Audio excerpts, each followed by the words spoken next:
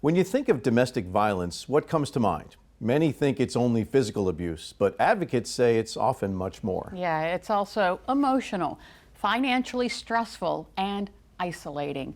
And for survivors living in small towns, that pain can feel even more invisible. That's why one local council is stepping in. And as DelmarvaLife's James McDonald discovered, it's a great resource to remind survivors they are never alone.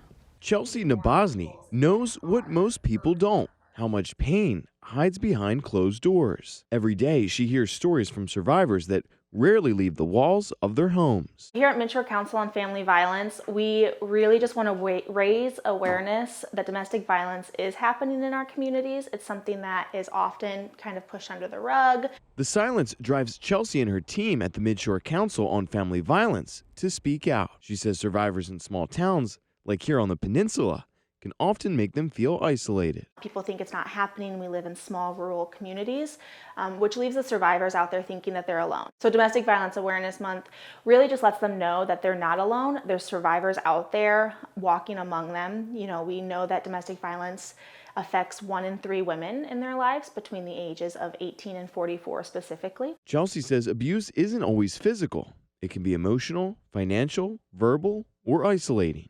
It can leave them trapped in a world that feels invisible to outsiders. They're controlling who they can see, they're isolating them, they're verbal put downs.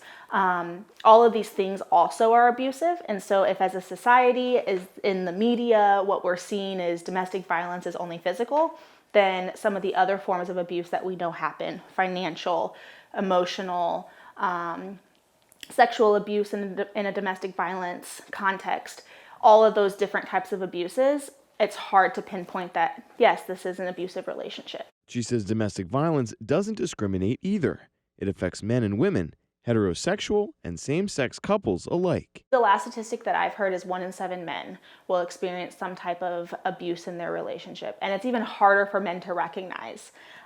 People who are in same-sex relationships are at higher risk as well. And so it doesn't just go in that heteronormative male abuser, female victim direction. It happens when there's any type of power and control. The Midshore Council family has become a lifeline to guide survivors from crisis to self-sufficiency. As the comprehensive domestic violence agency that serves the 5 counties in the Midshore, we offer a 24/7 hotline, which is staffed by somebody on our staff 24/7, 365. You can get access to a trained advocate. Last year, the hotline fielded over 600 calls. Some were from people not ready to leave, but simply wanting information and a plan. Leaving is a process, and so that advocate might walk them through, here's your safety plan. You need to get your documents in one place. You need to have a go bag.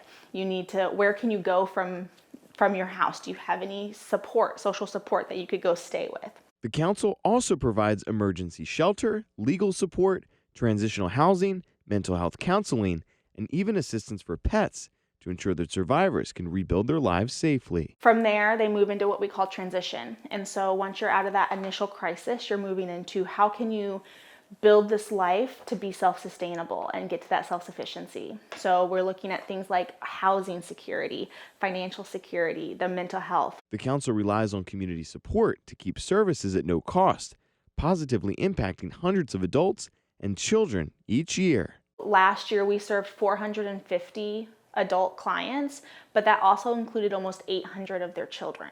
And so we know that domestic violence survivors also have children, and so providing those resources and those things that make, the holidays special. Chelsea says support is always there for you. There is help out there. There is support. We can help you plan for whatever the worst case scenario in your head is. We can help you work through that. It is scary.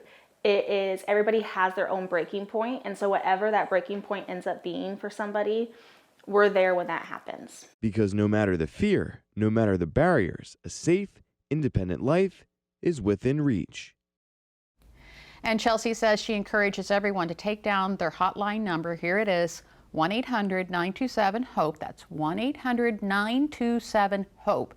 It could just save your life or the life of your loved one, and you never know when you might need it. Important information right there. Keep that handy.